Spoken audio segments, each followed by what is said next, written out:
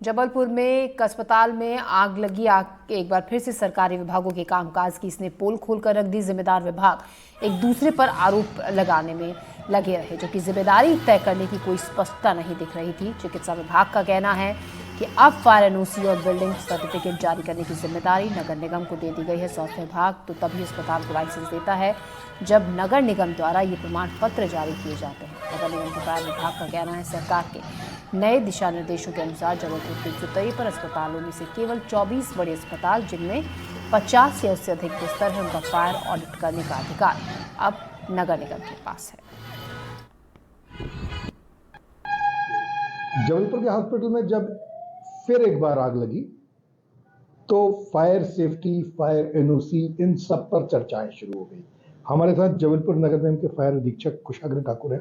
कुशाग्र जी, बताइए जबलपुर में कितने हॉस्पिटल हैं जिनके लिए फायर एनओसी लगती है? मुझे जानकारी में है कि 150 से ज्यादा हॉस्पिटल्स है, लेकिन वो सभी आपके जिम्मे नहीं आते हैं। वो आते हैं, कौन से हॉस्पिटल आपके जिम्मे आते हैं, किनके पास फायर एनओसी है और किनके पास नहीं है? नगरीय प्रशासन के द्वारा जो दिशा निर्देश जारी किए गए थे 2022 में, उसके मुताबिक 50 से अधिक क्षमता जो बेड क्षमता वाले अस्पताल होते हैं, उनका फायर सेफ्टी सर्टिफिकेशन हमारे द्वारा होता है। या फिर ऐसे अस्पताल जो 15 मीटर से ऊंची बिल्डिंग में हो, या फिर ऐसे अस्पताल जो किसी एक फ्लोर पर 500 स्क्वायर मीटर से अधिक क्षेत्रफल पर निर्मित हो।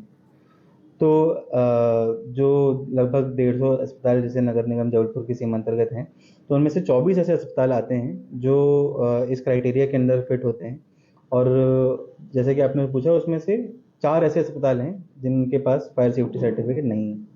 जब फायर सेफ्टी सर्टिफिकेट तो आपने दे दिए जी, लेकिन जो फायर सेफ्टी के नॉर्म्स हैं वो पूरे नहीं हो रहे। उसमें एक नॉर्म्स आते हैं कि पूरी उसको फायर ब्रिगेड को मूव करने के लिए जगह चाहिए, किसी हॉस्पिटल में नहीं है। जहां है भी तो वहाँ इंक्रोच की गई है, किसी ने कचरा डाला है, किसी ने वहां पे कैंटीन खोल दी है, किसी ने एक्सरे मशीन लगा दी, तो फिर कैसे सर्टिफिकेट जारी कर दिया आपने? दरअसल होता ये है कि फायर सेफ्टी जो सर्टिफिकेशन प्रोसीजर है, इसमें जो मैंडेटरी डॉक्यूमेंट सबमिशन होते हैं, उसमें एक बिल्डिंग का सैंक्शन मैप भी होता है। अब चूंकि इनमें से अधिकांश अस्पताल ऐसे हैं जो कि बहुत दशकों पुराने हैं या फिर 2012 से पहले निर्मित हैं, तो जो पुराने भवन हैं उनमें एमओएस के जो कंसिडरेशंस थे वो आज की तुलना में डिफरेंट हुआ करते थे, और उनके नक्शे चूंकि वैसे ही सैंक्शनड हैं, और इस कारण उनके जो करस्पॉन्डिंग फायर प्लान्स हैं वो भी सैंक्शन होते हैं। और उन बिल्डिंगों में फायर सेफ्टी के जो कंप्लायंसेस हैं उनका ऑन द स्पॉट टेस्टिंग करके, स्टाफ को उसकी ट्रेनिंग है या नहीं ये चेक करके, और सिस्टम वर्किंग कंडीशन में है या नहीं ये चेक करके हम फायर सेफ्टी सर्टिफिकेट देते हैं। और जहाँ तक कि जो बिल्डिंग के चारों तरफ मूवमेंट की बात है, ये लगभग 10 दिन पहले आयुक्त महोदया ने एक समीक्षा बैठक ली थी, जिसमें उन्होंने ऐसे निर्देश जारी किए थे कि हम अस्पतालों का भौतिक एक बार और निरीक्षण करके ये चेक करें कि किन अस्पतालों में ये व्यवस्था नहीं पाई जा रही है। तो अभी उनके निर्देश के बाद से हम लगातार अस्पतालों के निरीक्षण कर रहे हैं, और अभी ये प्रोसेस एक्चुअली ऑनगोइंग है। हालांकि अब तक हमने जितने भी निरीक्षण किए हैं उनमें से किसी भी अस्पताल में ये जो फैसिलिटी है आसपास स्पेस क्लियर होने की, वो हमें नहीं मिली। करीब कितने के किया? अब तक हमने 24 अस्पतालों के निरीक्षण कर चुके हैं। तो इस तरह जो मरीज हैं उनकी जान जो है वो कागजों में और नियमों में उलझी है। जब कोई घटना होती है तो नियम, कानून, कागज खोल लिए जाते हैं, और उसके बाद एक बार फिर जांच चलती रहती है। एक बार फिर जबलपुर में एक हॉस्पिटल में आग लग गई। कोई जनहानि तो नहीं हुई, लेकिन एक बार फिर जो चिकित्सा विभाग है उसमें हड़कंप मचा हुआ है। फिर जांच शुरू हो रही है, फिर एनओसी मांगी जा रही हैं। डॉक्टर संजय मिश्रा, मुख्य चिकित्सा अधिकारी जबलपुर, हमारे साथ हैं।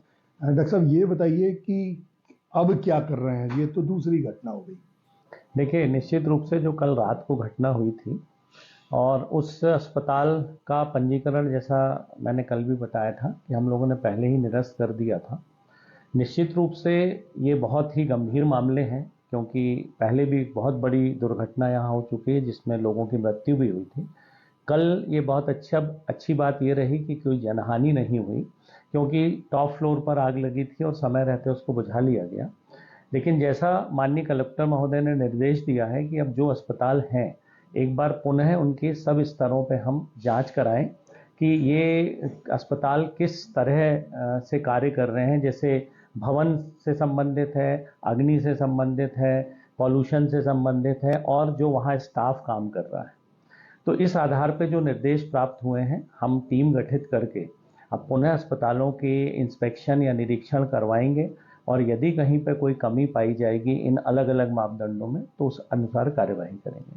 डॉक्टर साहब, ये बताइए कि जैसे आपने 17 तारीख को कैंसिल कर दिया, उसके बाद भी मरीज भर्ती होते रहे, 26 तारीख को भी मरीज भर्ती हुआ है, तो क्या होता है? आप तो एक चिट्ठी लिख के दे देते हो, मरीज को मालूम नहीं है कि इसका लाइसेंस सस्पेंड है। अब वो लगातार हॉस्पिटल चला रहे हैं, क्या कार्रवाई करते हैं आप, और क्या मतलब इसके लिए नियम है? देखिए, अब चूंकि ये पूरी तरह से अस्पताल की गलती थी कि जब अपन ने मरीजों को भर्ती करने के लिए मनाही कर दी थी, उसके बाद यदि उन्होंने मरीज भर्ती किए हैं तो प्रशासनिक स्तर पर निश्चित रूप से जो जांच रिपोर्ट इसमें दी जाएगी उस पर बड़े स्तर पर कार्यवाही होगी, क्योंकि उन्हें भर्ती नहीं करना था। और इसके लिए कुछ एक ऐसा सोचा जा रहा है कि हम जो नोटिस है या तो उसको अस्पताल के बाहर भी चस्पा करें या कोई एक बैनर उनको दें अस्पताल को कि वो बाहर लगाएं, जिस पर ये स्पष्ट लिखा हो कि इस तारीख से इस अस्पताल का रजिस्ट्रेशन निरस्त हो चुका है, अतः इन्हें अस्पताल में मरीज भर्ती नहीं करना है। जी डॉक्टर साहब, ये बताइए कि लगातार घटनाएं होती हैं, उसके बाद प्रशासन जगता है, इतने समय तक जब क्यों कुछ नहीं होता?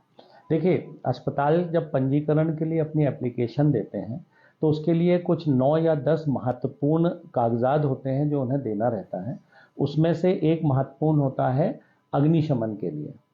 अब शासन ने इसमें 2 स्तर पर बना दिए गए हैं कि जिनके बेड संख्या 50 से ज़्यादा है, जिनका जमीनी तल क्षेत्रफल 50 वर्ग मीटर से अधिक है और जिनकी ऊंचाई 15 मीटर से ज़्यादा है, तो उन्हें नगर निगम के द्वारा फायर एनओसी लेना होता है।